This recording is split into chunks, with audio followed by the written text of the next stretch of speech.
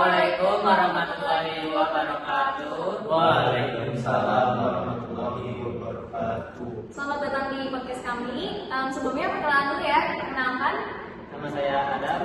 saya Sita Resmi Prabudika. Nah, hari ini kita kedatangan narasumber yang hebat-hebat nih teman-teman.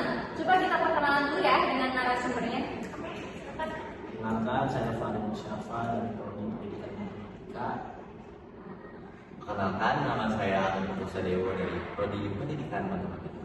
Perkenalkan, nama saya Bagus Sahrata dari Prodi Pendidikan Matematika. Perkenalkan, nama saya Mas Firmansyah dari Prodi Pendidikan Matematika. Nah, hari ini kita akan membahas mengenai topik yang sangat menarik nih teman-teman. Jadi kita mau bahas tentang tenaga pendidik di Indonesia. Coba kan menurut pendapat kakak Hosni ya, tenaga kependidikan itu gimana sih kan? Menurut saya, seseorang yang mempunyai pemahaman pedagogi, yaitu pemahaman tentang filsafat dan pedagogi pendidikan, dan berkesinambungan dalam lembaga dan organisasi pendidikan yang menyelenggarakan kegiatan tenaga pendidikan, kegiatan mikro dan kegiatan makro dan organisasi pendidikan. Nah, selanjutnya tenaga pendidik.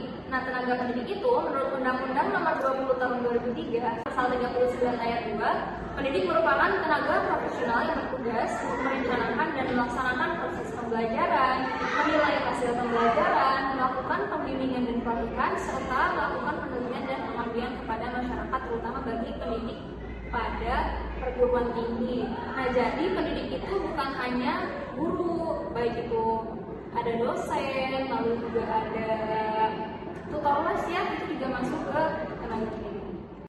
Nah, selanjutnya kita akan bahas mengenai aktivitas apa saja dalam pengelolaan tenaga pendidik dan tenaga kependidikan di Indonesia ini.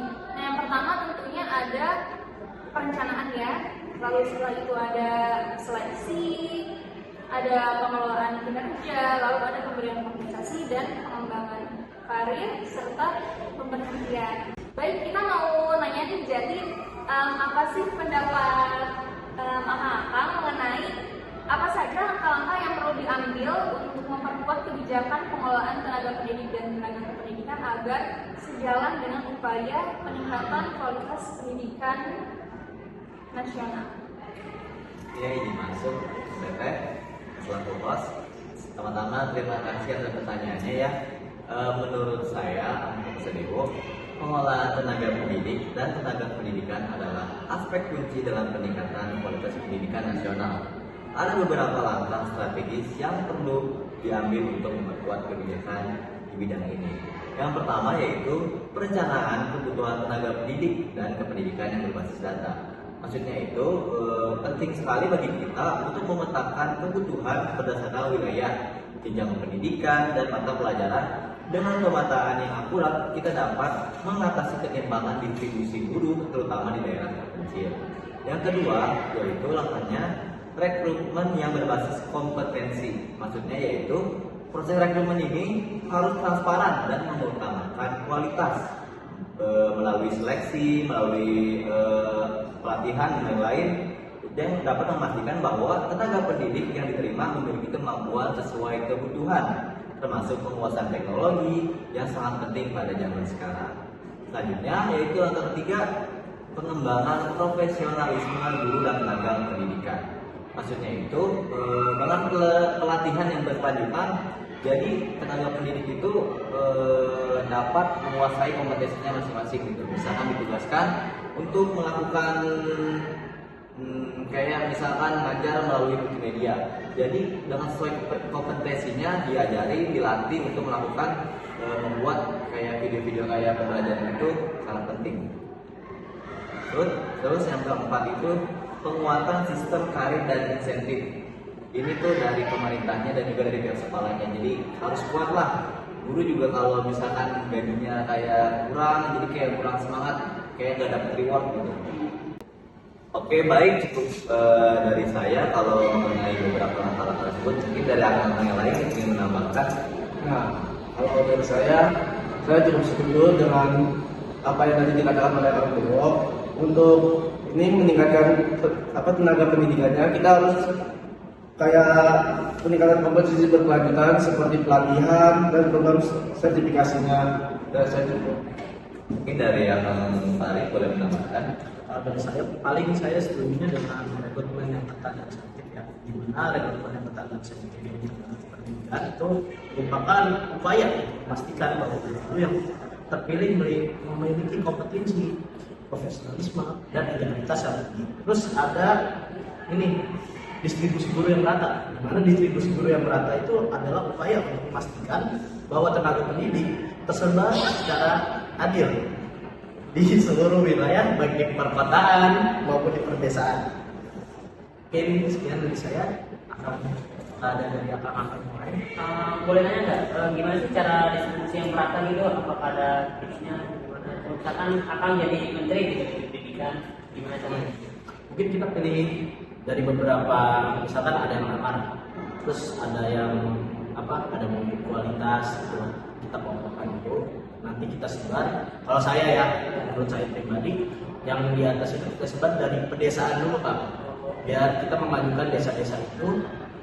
Kalau sudah tersebar, jadi berdasar yang istilahnya yang desa dulu. Ya, di dalam dulu lah ya, yang kurang tenaga pendidik baru ke kota-kota.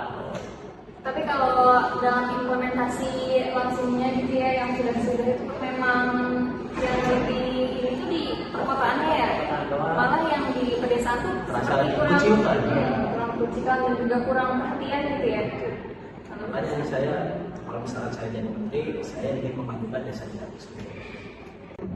Ya, sebenarnya saya dengan pendapat akang-akang. Nah, baik, kita lanjut ke pertanyaan kedua ya. Pertanyaan kedua, apa saja tantangan utama dalam implementasi kebijakan pengelolaan tenaga pendidik dan kependidikan di lapangan? Apakah Dimulai dari siapa dulu nih? salah satu yang mau jawab? Oke, saya dari mau bisa belajar lagi izin masuk. Sama-sama pasti terima kasih atas pertanyaannya ya. Tadi pertanyaannya itu apa tantangan utama dalam implementasi kebijakan pengelolaan pendidikan dan kependidikan di lapangan? Oke, pertama itu tantangan yang paling kelihatan adalah kesenjangan distribusi tenaga pendidik. Dari yang sudah dibahas tadi ya, misalkan daerah terpencil tuh lebih gimana ya, lebih Kurang dikucilkan, mendapat perhatian. kurang mendapatkan dari pemerintah gitu. Kalau yang kota-kota misalkan gurunya udah banyak gitu, tapi gak distribusi secara luas gitu loh. Jadi yang desa itu kurang maju karena nggak ada tenaga pendidik yang berkompetensi. Terus yang kedua, minimnya insentif dan kesejahteraan. Itu udah pasti lah di lapangan seperti yang tadi lah, yang di kota-kota gajinya insentifnya lumayan gitu. Misalkan insentifnya guru honorer di Jakarta bisa nyampe 2 juta. Kalau di desa 800 aja belum nyampe. Atau 400. 400. Ya begitulah pokoknya. Kalau tantangan utama tuh yang pasti di lapangan pasti itu. Selanjutnya kayak misalkan yang terakhir tuh pengelolaan beban kerja yang tidak proporsional. Maksudnya itu kayak ada guru yang kelebihan jam mengajar, sementara di sisi lain ada yang kekurangan jam gitu. Jadi yang dipaksa terus kayak misalkan saya ngajar 5 jam dan ada yang ngajar cuma 2 jam doang. Jadi itu kayak masa saya kayak kurang, jadi kelebihan gitu. Jadi uangnya juga gimana ya, nggak merata. Jadi beban-bebannya tuh nggak sesuai dengan proporsi masing-masing gitu. Mungkin dari akal yang paling menyampaikan dan saya. Oke, tantangan utama dalam implementasi. Paling kalau misalnya kita ambil contoh kasus yang tadi saya bahas yang itu tantangannya paling yang pertama akses jalan. Pastikan dari pedesaan ke perkotaan kadang tuh akses jalan itu belum ada gitu. Jadi yang dari perkotaan mau mensuplai tenaga pendidik ke pedesaan agak susah. Terus yang kedua ada sarana dan prasarana. Pastikan di sarana dan prasarana dari pedesaan dan perkotaan jauh berbeda. Di perkotaan lebih maju, sedangkan sarana prasarana di pedesaan kurang memadai. Oke, itu saja. Kalau menurut saya tuh tantangannya ada yang setiap perubahan di kurikulum. Nah, Indonesia kan kadang kurikulumnya sering berubah ya, seperti nanti ini kurikulum ini semenjak ganti menteri nanti berubah lagi. Nah, kalau menurut saya itu yang biasanya sering menjadi beban tambahan bagi ini para tenaga pendidikan.